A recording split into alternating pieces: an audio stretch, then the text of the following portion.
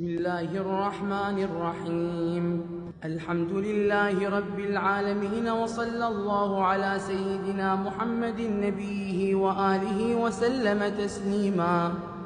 اللهم لك الحمد على ما جرى به قضاؤك في أوليائك الذين استخلصتهم لنفسك ودينك، إذا اخترت لهم جزيل ما عندك من النعيم المقيم الذي لا زوال له ولا اضمحلال، بعد أن شرطت عليهم الزهد في زخارف هذه الدنيا الدنية وزبرجها فشرطوا لك ذلك، وعلمت منهم الوفاء به فقبلتهم وقربتهم، وقدمت لهم الذكر العلي والثناء الجلي، وأهبطت عليهم ملائكتك وكرمتهم بوحيك ورفدتهم بعلمك، وجعلتهم الذرائع إليك والوسيلة إلى رضوانك.